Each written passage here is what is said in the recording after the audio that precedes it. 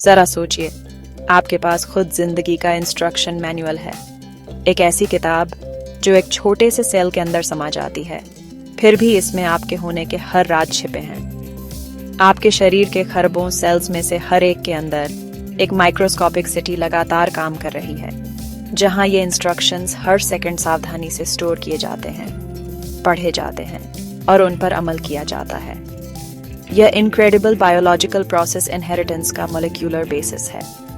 ये वह fundamental science है जो बताती है कि आपकी यूनिक कैरेक्टरिस्टिक्स एक जनरेशन से दूसरी जनरेशन में कैसे पास होती हैं और आपको अपने पूर्वजों की लंबी लाइन से जोड़ती हैं। इन सब के सेंटर में है डीएनए, डीओनेक्सीराइबोन्यूक्लिक एसिड। इसे एक लंबी स्पाइरल सीढ़ी की तरह सोचिए, वही फेमस डबल हेलिक्स।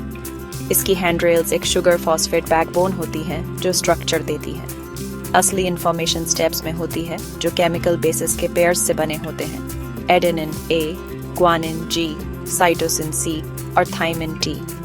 ये एक स्ट्रिक्ट रूल फॉलो करते हैं। एडेनिन हमेशा थाइमिन के साथ पेयर होता है और ग्वानिन हमेशा साइटोसिन के साथ पेयर होता है।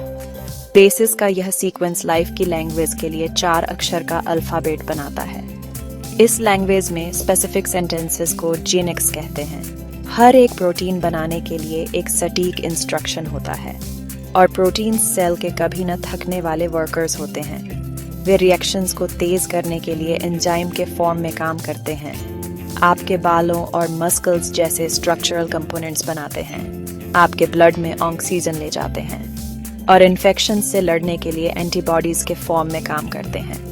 एक सिंगल ह्यूमन सेल में लगभग 2 मीटर डीएनए होता है।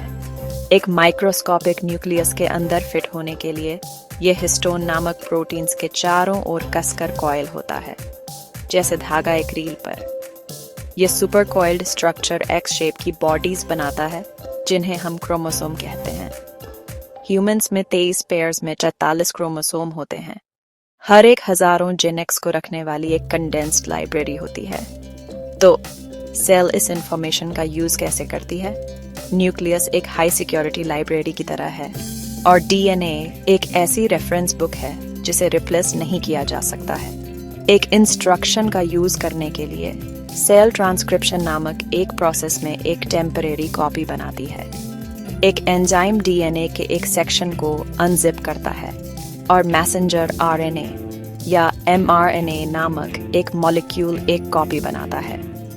यह एमआरएनए न्यूक्लियस को छोड़ता है और एक रिबोसोम सेल की प्रोटीन फैक्ट्री तक जाता है। यहाँ ट्रांसलेशन शुरू होता है। राइबोसोम एमआरएनए के कोड को एक बार में 3 लेटर्स, जिन्हें कोडन कहते हैं, पढ़ता है।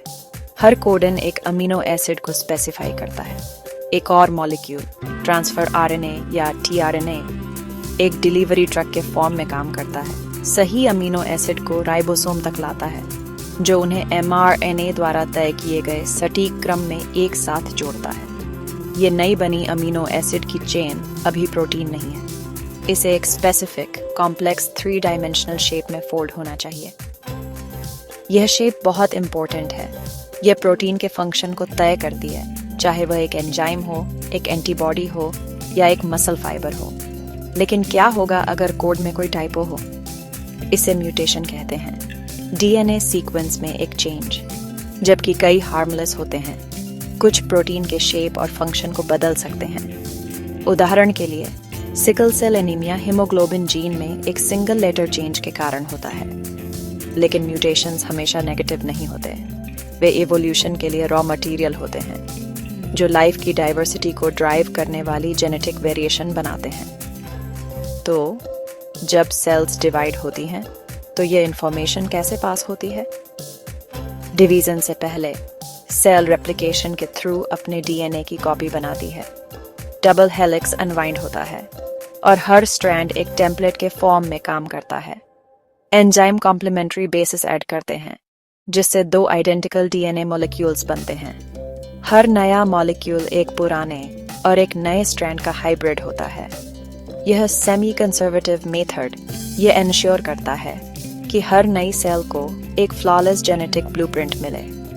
यह फंडामेंटल प्रोसेस यूनिवर्सल है, बैक्टीरिया से लेकर ह्यूमंस तक। इसकी हमारी अंडरस्टैंडिंग ने रिवोल्यूशनरी टेक्नोलॉजीज को अनलॉक किया है।